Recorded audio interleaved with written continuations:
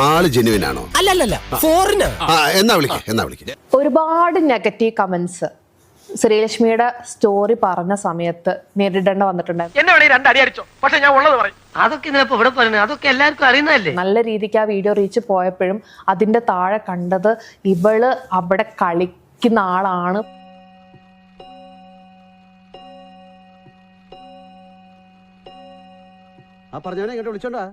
അടിച്ചവന്റെ കർണക്കുട്ടി ഞാൻ പൊട്ടിക്കും. പല ആണുങ്ങളുടെ കൂടെ പോകുന്നവളാണ്. എപ്പോ ആരാന്റെ കാര്യത്തിൽ എന്താ താല്പര്യം? തെറ്റ് ശരി നിശ്ചയിക്കാൻ നിങ്ങളാരാ? വലിയ ന്യായാധിപം വന്നിരിക്കുന്നു. ഇവൾ അറബിയുടെ വീട്ടിൽ പണിക്ക് വന്നിട്ട് ടിക്ടോക്ക് നോക്കിപ്പോയി ഇവള് ജയിലിൽ കിടന്ന് നന്നായി. കേരളത്തിലെ മറ്റേതെങ്കിലും ഒരു പഞ്ചായത്ത് ഇതുപോലൊരു വൃത്തികെട്ടവനെ നന്നാക്കിയെടുത്തതിന്റെ പാരമ്പര്യമുണ്ടോ എന്ന് ഞാൻ ചോദിക്കുകയാണ്. വളരെ മോശമായ രീതിയിൽ. അത് എത്രത്തോളം മോശമാണെന്നുള്ളത് നമുക്ക് ഈ ഫ്ലോറിൽ പറയാൻ വേണ്ടി പറ്റില്ല. എന്നെ നാണം കെടുത്താനായിട്ട് വേറെ തിരിച്ചിരിക്കുകയാണ്. ഞാൻ കുവൈറ്റിൽ ആണുങ്ങളുടെ കൂടെ നടക്കുമെന്ന് പറഞ്ഞു ഒരാണെങ്കിലും തന്റെ ഇടത്തോടെ തന്തയ്ക്ക് പറഞ്ഞവനാണ് എന്റെ മുന്നിൽ വന്നിട്ട് നീ എന്റെ കൂടെ കിടന്നാന്ന് പറയട്ടെ.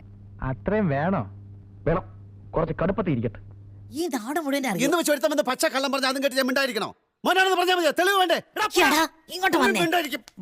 ഇങ്ങോട്ട് ശ്രീലക്ഷ്മി വളരെ നല്ല രീതിക്ക് എക്സ്പോസിങ് ചെയ്തിട്ടുള്ള ഷൂട്ട്സ് ചെയ്തു. അവിടെ നിന്ന് ഒന്നുകൂടി ഉയർച്ചയിൽ എത്തി നിൽക്കാണ് ശ്രീലക്ഷ്മി. എന്ത് തോന്നുന്നു? താങ്കൾ എങ്ങനെ നോക്കി കാണുന്നു? ഞാൻ ഇങ്ങനെ കാണുന്നു. നീ എങ്ങനെ കാണുന്നു? ജീവിക്കാൻ വേണ്ടിയിട്ട് വസ്ത്രത്തിന്റെ അളവ് എത്രയും കുറയ്ക്കാൻ തയ്യാറാവുന്ന ഒരു വ്യക്തിയാണോ ശ്രീലക്ഷ്മി? നിങ്ങൾ അതിര് കിടക്കുന്നു. അല്ല സുഹൃത്തെ, നിങ്ങളെപ്പോലെ ഒരുപാട് പേരെ ഞാൻ കണ്ടിട്ടുണ്ട്. എനിക്ക് ഫോട്ടോഷൂട്ട് മോഡലിംഗ് ഒക്കെ ഇഷ്ടം. അതിന്റെ ഭാഗമായിട്ട് ഞാൻ ഇങ്ങനെയൊക്കെ ചെയ്യും.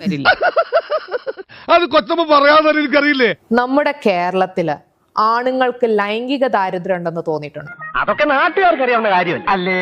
ശ്രീലക്ഷ്മിക്ക് അതുപോലത്തെ രീതിയിലുള്ള അപ്രോച്ചുകൾ വരാറുണ്ടോ? അത് ഉത്തരം പറ. അത് ഒരുപാട് വന്നിട്ടുണ്ട്. ഒരുപാട് വരാറുണ്ട്. പെണ്ണുങ്ങൾ എന്തോ അങ്ങ് തറ പറ്റി കിടക്കുന്ന ഒരു സാധനമാണെന്നുള്ള ചിന്തയാ പല ആണുങ്ങൾക്കും. അങ്ങനെ പറയരുത്, എല്ലാവരും അങ്ങനെ കാണരുത്. എല്ലാവരും അത്രക്കാരല്ല.